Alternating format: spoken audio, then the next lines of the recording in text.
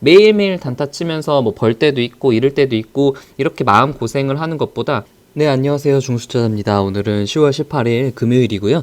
오늘 얘기는 단타 투자에 대해서 조금 얘기를 해볼 거예요. 그래서 단타 투자랑 중장기 투자에 대해서 그 비교를 좀 하는 영상을 좀 찍어보려고 하고요. 서진 시스템이 굉장히 좀 많이 올랐죠. 이거에 대해서도 얘기를 해보고 두 번째 영상에서는 헬릭 스미스에 대해서도 얘기를 좀 해볼 겁니다. 자, 먼저 주요 이슈들에 대해서 좀 보면은 일단 미중 무역 전쟁에 지금 의미가 없다, 합의가 다 끝났다 뭐 그런 얘기도 있는데 합의에 대한 그런 모멘텀은 계속 지속이 되고 있는 것 같습니다. 물론 지금 미중 무역 협상이 된 게 크게 환율 문제라든가 지적재산권 문제라든가 이런 것들이 합의가 된 것이 없기 때문에 큰 의미가 없다고 얘기하는 회의론자도 있지만 제 생각에는 그들은 지금 현상만 보고 있는 사람들이고 미래는 보지 못하고, 그러니까 손가락이 달을 가리키고 있는데 손가락만 보고 있는 그런 격이죠. 그런 사람들이라고 생각을 하고, 제가 너무 낙관적일 수도 있다고 생각을 하실 수도 있는데 아무튼 지금 커들러가 얘기한 것처럼 미중 무역 합의 달성에 대한 모멘텀이 생긴 거는 확실하고, 11월 달에 열리는 에이펙 정상회담에서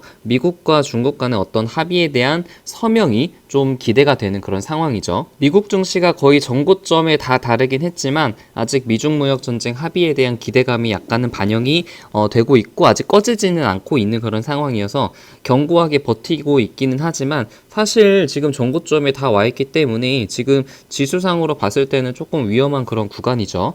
우리나라 코스피 지수가 오늘 좀 많이 하락했습니다. SK하이닉스랑 삼성전자가 좀 많이 하락을 하면서 큰 폭으로 하락을 했는데 아무튼 지금 이 지지선까지는 좀 지켜줄 것으로 조금 생각이 되고 있고, 코스닥은 좀 상대적으로 좀 강했죠. 제가 여기서 이제 좀 오른 다음에 좀 적당한 조정이 받고 난 다음에 121선까지 가는 것이 좀 좋을 것 같다는 그런 생각을 했었는데 다행히 지금 좀 건전한 조정이 나오고 있는 것 같고, 여기가 지지가 된 부분이 여기서 지지가 됐고 여기서도 좀 지지가 됐죠.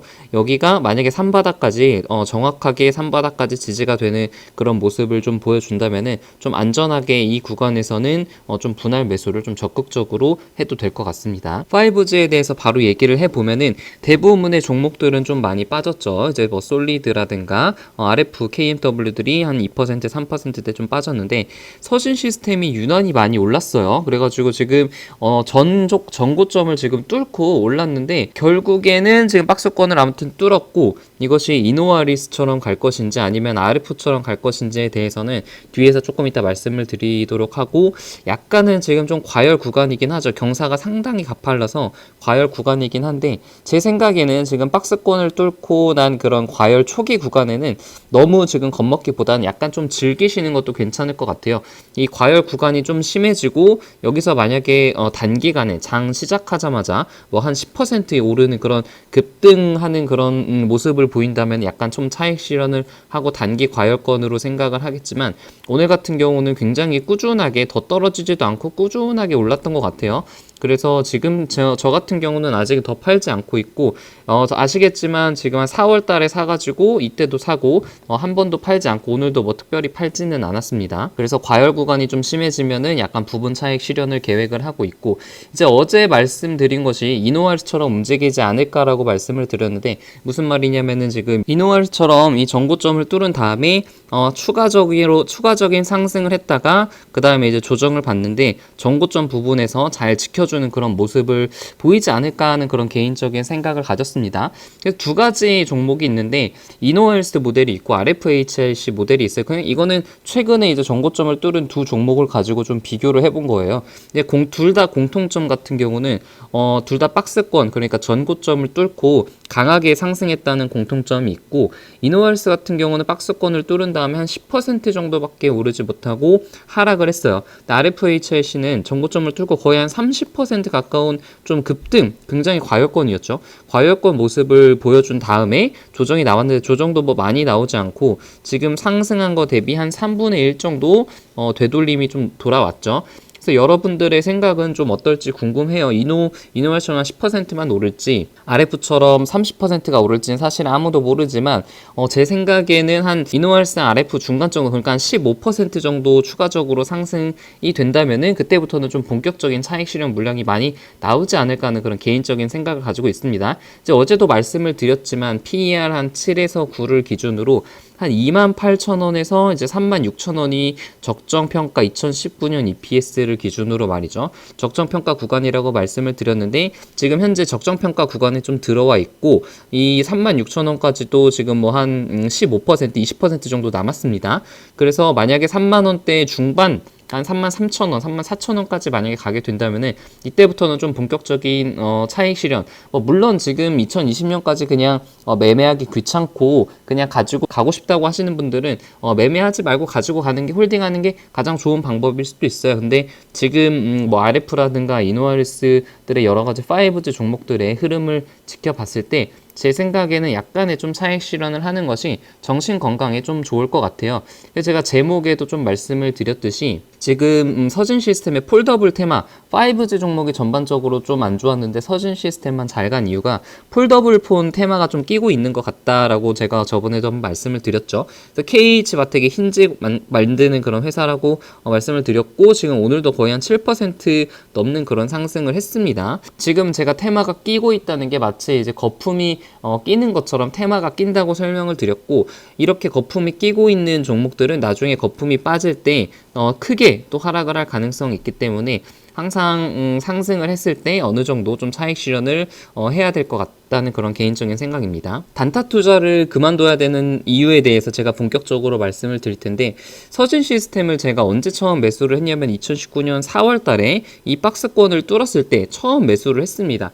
그 당시에 이제 매수를 했던 그 근거로는 일단 5G 모멘텀이 있다는 것은 다들 아실 테고 그리고 뭐 차트 공부하시는 분들은 다들 아시겠지만 보통 이렇게 박스권을 뚫고 신고가를 쳤을 때가 매수 포인트, 정확하게 말씀을 드리자면은 신고가를 치고 나서 조정을 받을 때가 매수 포인트라는 거는 이제 아시는 분들은 아실 거예요. 그래서 뚫고 나서 조정을 받을 때마다 조금씩 매수를 했었습니다. 그리고 나서 한 달 뒤에 수익률이 좀 괜찮았어요. 제가 이제 매수한 시점보다 한 10% 정도 수익을 내면서 사실 이때까지만 해도 더 이제 걱정을 크게 하지 않고 계속 가지고 있으면 되겠다라는 그런 생각을 했었던 종목이 이제 서진 시스템이었는데 6월달, 7월달에 이제 갑자기 많이 떨어졌습니다. 그래서 사실 제가 이제 매수했던 가격대까지 떨어졌고 저 같은 경우는 여기서 이제 추가 매수를 했고 사실 제가 60일선에서 좀 지지가 나올 줄 알고 여기서 이제 추가 매수를 계속 했어요. 그래서 제가 원하는 비중까지 좀 맞췄는데 제 예상과는 다르게 6월달, 7월달 그리고 이제 8월달까지 뭐 일본 그 규제 관련해서도 많이 떨어졌잖아요. 그래서 수익률이 플러스 10%에서 마이너스 15%까지 가면서 굉장히 좀 정신적으로는 약간의 좀 고통스러운 시간을 개인적으로 좀 가졌죠. 결국에는 현재자 수익률이 지금 20.5%로 좀 나름 괜찮죠. 여기서 잘 버티고 이제 팔지 않고 비록 뭐 추가 매수를 하지는 않았지만 잘 버틴 것 같아요. 이렇게 이 종목만 좀 굉장히 좀 지지부진했는데 기다림의 시간 끝에는 결국에는 그 수학의 시간이 오는 것처럼 꽃이 피는 그런 시기라고 생각을 합니다.